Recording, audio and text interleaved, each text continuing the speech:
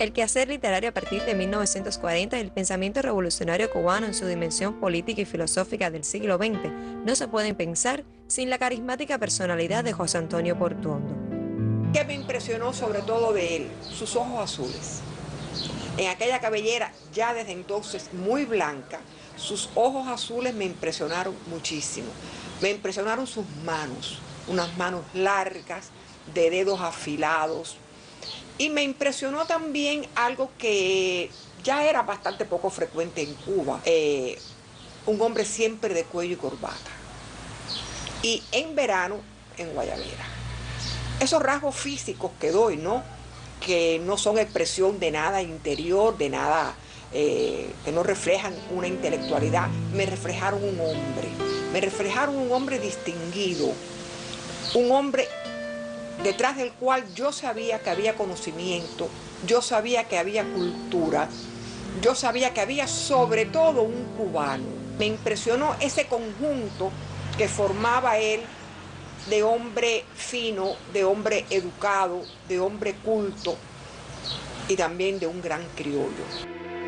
La ilustre obra del ensayista, del historiador y crítico marxista de la literatura, el promotor cultural y el revolucionario íntegro dan paso a otras facetas más concretas como el publicista, el poeta, el profesor, el conferencista, el diplomático y el militante socialista.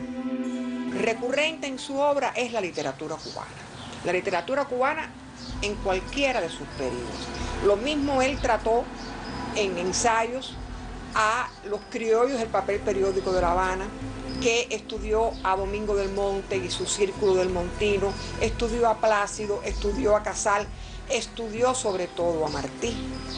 Y después en Escritores de la República, pues también hizo acercamientos importantes a muchos escritores de esta época e incluso de la Revolución, pues él llegó a tratar en algunos de sus textos, por ejemplo, Itinerario estético de la Revolución Cubana, para citar solamente uno, ya conceptos más actuales y figuras más actuales de la literatura cubana. Pero él fue un profundo conocedor, diría yo, sobre todo de la literatura cubana del siglo XIX, a través de sus figuras, tanto las más estelares como las menos significativas. Por ejemplo, el negro.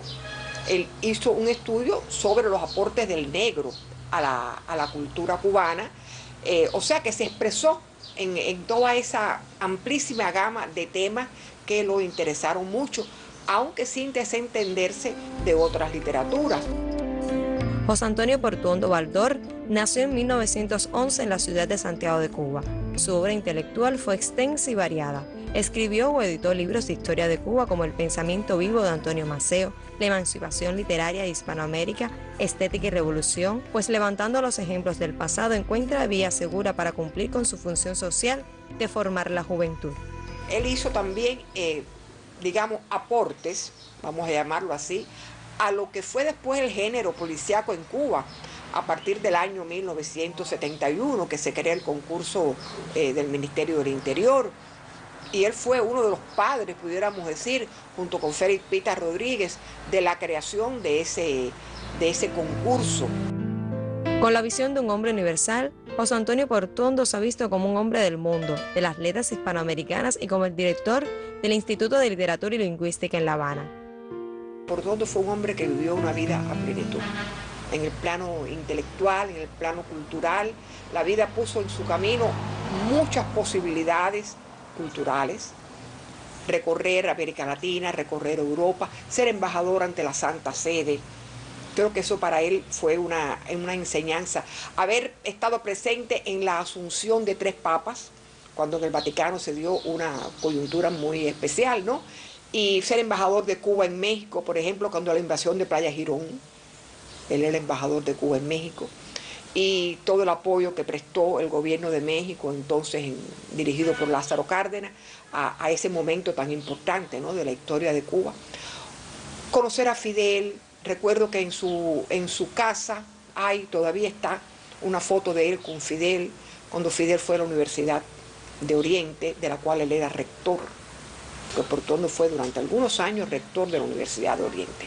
De manera que fue un hombre realmente relevante de la cultura cubana. Esta dimensión cosmopolita de Portuondo lo hizo merecedor en 1986 del Premio Nacional de Literatura por los altos valores del conjunto de su obra crítica y ensayística. Todos le tememos al tiempo, pero el tiempo solo le teme a las pirámides y a su contenido, como la obra de José Antonio Portuondo, que es parte de la Cuba actual. Yo sigo en busca de nuevos tesoros para mostrarte en un próximo encuentro. Desde La Habana, Aline Galindo.